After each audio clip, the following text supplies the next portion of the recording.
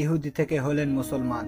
একদিন এক ইহুদির ছেলে হঠাৎ নবীজি সাল্লাল্লাহু তাআলা আলাইহি সাল্লামের নুরানি চেহারা মুবারক দেখে ফেলল। দেখার পর সে নবীজির মায়ায় পড়ে গেল। তিনার প্রতি ভালোবাসা জন্ম নিল অন্তরের গভীরে। কিন্তু তার মা বাবা জানতো না কিছুই। তারা দুজনে ইহুদি, ছেলেও জন্মসূত্রে ইহুদি। তবুও সে নবীজির প্রেমে মুগ্ধ হয়ে গিয়েছিল।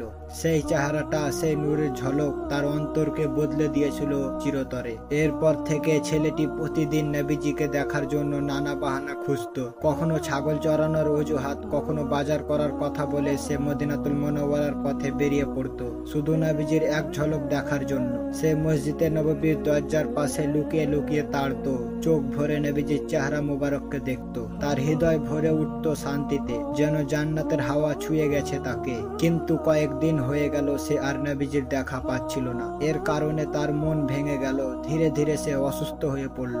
নবীজির দর্শন না পেয়ে তার দেহ দুর্বল হয়ে গেল, চোখের নিচে কালি পড়ল, আর মন এত অদ্ভুত শূন্যতায় ভরে গেল। তার মা বাবা চিন্তিত হয়ে পড়ল, আমাদের ছেলেটার কি হলো? সে তো এত সুস্থ ছিল। তারা মদিনার সেরা হাকিমদের ডাকলেন, কেউ ওষুধ দিলেন, কেউ ঝাড়ফুঁক করলেন, কিন্তু কেউ বুঝতে পারলো না তার অসুখটা আসলে কি। ধীরে ধীরে ছেলেটির শেষ সময় ঘনিয়ে এলো। সে এখন আর ঠিক মতো কথাও বলতে পারছিল না, কিন্তু অন্তরে ছিল একটা ইচ্ছা, যেভাবে হোক একবার নবীজির চেহারা মুবারক যেন দেখতে পারি। সে তখনও মুসলমান হননি, কিন্তু নবীজির প্রেমে অন্তর ভরে গিয়েছিল। শেষ শব্দটুকু জড়ো করে সে পিতার হাত ধরে বলল, আব্বা, আপনি কি আমার একটি ইচ্ছা পূরণ করবেন? তার পিতা কেঁদে বলল, হে আমার ছেলে, তুমি তো মৃত্যুর দ্বার প্রান্তে। সব ডাক্তার বলেছে আর বাঁচবে না। বলো তোমার শেষ ইচ্ছা কি, আমি পূরণ করব। ছেলেটি মৃদু কণ্ঠে বলল, আমি মুহাম্মাদের আশিক হয়ে গেছি। আমি তিনাকে ভালোবেসে ফেলেছি, আর শুধু একটা ইচ্ছা, একবার তিনাকে দেখতে চাই।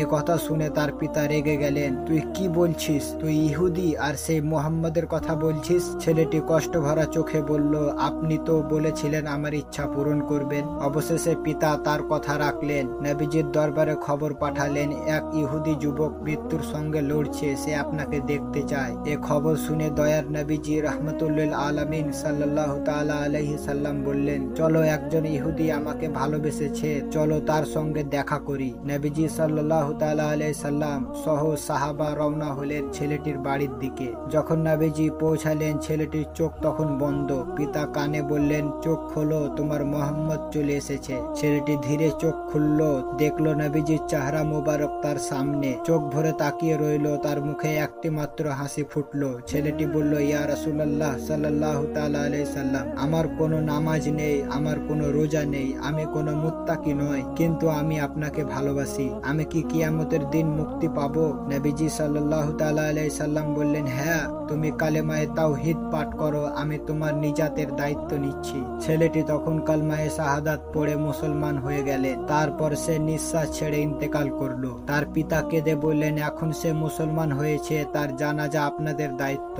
নবীজি সাল্লাল্লাহু তাআলা আলাইহি সাল্লাম নিজ হাতে তার জানাজা পড়ালেন। পুরো মদিনা শহরে খবর ছড়িয়ে গেল, এক ইহুদি যুবক নবীজিকে দেখে মুসলমান হয়েছে। যখন তার মুখে কাপড় সরানো হলো, তার চেহারা থেকে এমন নূর বেরিয়ে এলো যে আকাশ আলোকিত হয়ে গেল। সাহাবায়ে কেরামরা দেখলেন নবীজি সাল্লাল্লাহু তাআলা আলাইহি সাল্লাম জানাজায় হেঁটে যাচ্ছেন, কিন্তু পা মাটিতে ঠিকমতো ফেলছেন না। তারা জিজ্ঞেস করলেন, ইয়া রাসূলুল্লাহ, আপনি এমন করে হাঁটছেন কেন? নবীজি সাল্লাল্লাহু তাআলা আলাইহি সাল্লাম বললেন, আসমান থেকে এত ফেরেশতা নেমেছে যে পা রাখারও জায়গা নেই। নবীজি সাল্লাল্লাহু তাআলা আলাইহি সাল্লাম নিজ হাতে তাকে জান্নাতুল বাকিতে দাফন করলেন, এবং অনেকক্ষণ পর তিনি কবর থেকে বেরিয়ে এলেন। সাহাবারা দেখলেন নবীজির চেহারা ঘামে ভিজে গেছে। তারা বললেন, ইয়া রাসূলুল্লাহ, আপনি এত দেরি করলেন কেন?